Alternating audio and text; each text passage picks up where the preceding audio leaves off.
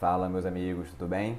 Hoje eu vou gravar aqui mais um mini curso para vocês, tá? E o tema dessa vez vai ser sobre as variáveis do treinamento de força. As variáveis do treinamento de força são estruturas extremamente importantes, porque é a partir delas que a gente vai conseguir estruturar e caracterizar a nossa sessão de treinamento. Então a gente vai ter lá diferentes fases do treinamento e é através dos ajustes das variáveis que a gente consegue estruturar e caracterizar essa sessão.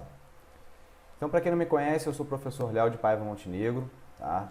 Eu sou formado em Educação Física, também me formei em Fisioterapia, realizei 4 especializações na área da Educação Física e ao longo desse tempo eu também escrevi alguns livros e alguns artigos, tá? A minha maior área de atuação é dentro do treinamento de força e óbvio que dentro do treinamento de força também as suas vertentes que se encaixam nesse contexto.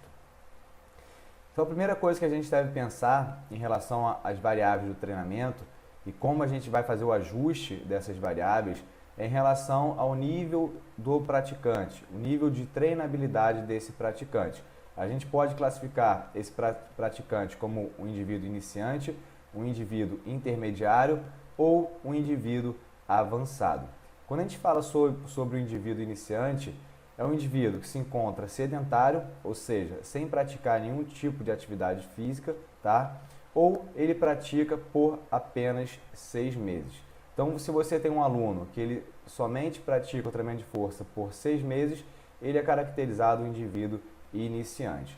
O indivíduo intermediário é um indivíduo que pratica entre 6 meses e 12 meses, ou seja, 6 meses a 1 ano de treinamento. Se esse indivíduo pratica, por exemplo, por 8 meses, ele é considerado um indivíduo intermediário.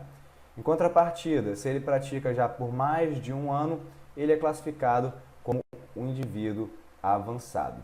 O que a gente deve estar atento em relação a essa classificação do Colégio Americano de Medicina do Esporte é porque essa classificação ela se baseia no tempo de treinamento. Porém, você pode ter indivíduos aqui que treinaram 6 meses e tiveram uma frequência semanal muito grande. Em contrapartida, você pode ter outro indivíduo que treinou os mesmos 6 meses, porém a frequência durante esse período foi muito pequena. E isso vai diferenciar em suas adaptações e, óbvio, no nível de experiência e de condicionamento físico de cada praticante. Então, tem que estar atento porque essa classificação cronológica, às vezes, ela é limitada, tá?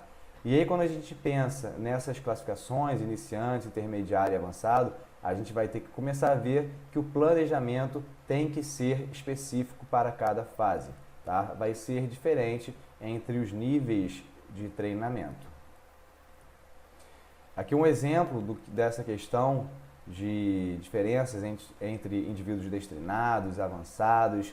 A grande questão é que quanto menos treinado for esse indivíduo, maior é a capacidade de adaptação dele. Ou seja, ele vai se desenvolver com muita mais facilidade se for comparado com o indivíduo aí avançado, tá? Então, quanto menos treinado ele for, maior será a capacidade de adaptação dele, tá? Quanto mais avançado ele for, ali já está mais perto do platô dele, às vezes já está mais perto da capacidade máxima dele de desenvolvimento.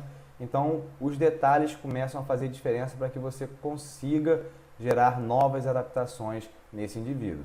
Então, por exemplo, o indivíduo iniciante ele ganha força muito rápido por questões neurais, por adaptações neurais, melhor de coordenação motora, aprendizagem do movimento.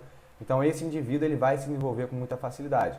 O indivíduo avançado já tem que estar atento porque ele já recebeu às vezes tanto estímulo, já experimentou tantos meios e métodos de treinamento diferentes que a sua adaptação é mais lenta e mais difícil. E para isso a gente deve pensar no seguinte: um indivíduo iniciante ele não precisa de tanto estímulo e variações durante o seu treinamento. Às vezes você prescrever um treino e mesclar, modificar e manipular variáveis específicas já auxilia no seu desenvolvimento. Em contrapartida, o indivíduo avançado ele necessita do maior número de estímulos e variações possíveis. Quanto mais você variar esse treinamento, maior é a probabilidade de você quebrar o platô de treinamento e que ele continue se desenvolvendo ao longo do treinamento do seu planejamento, tá? Lembrando que quanto mais iniciante ele for, quanto menos treinado ele for, maior são as suas adaptações, e quanto mais avançado ele for, mais difícil é de criar novas adaptações. Um ponto importante quando a gente pensa no ajuste das variáveis é que a gente vai ter que manipular essas variáveis para que elas se enquadrem em algum desses objetivos aqui, seja em relação ao desenvolvimento da força, em relação ao emagrecimento, hipertrofia muscular. Então, as variáveis do treinamento, elas servem para que você consiga ajustar o treino de acordo com a característica que você precisa. Então, se você precisa de um treino de força máxima, você tem que ajustar as variáveis para que elas se caracterizem um treinamento para força máxima. Se você quer desenvolver a sua força resistente, você tem que realizar os ajustes das variáveis para que se caracterize um treino para força resistente. Então, é a partir das variáveis que a gente vai organizar os nossos objetivos e as nossas metas aí durante o treinamento. Isso é através dos ajustes das variáveis do treinamento de força. Tá? Aqui nós temos as variáveis do treinamento, são inúmeras variáveis que a gente pode ajustar, e aí isso se torna interessante quando a gente vê aquelas variações de exercícios que muitas vezes não tem justificativa e muitas vezes o custo-benefício não é bom.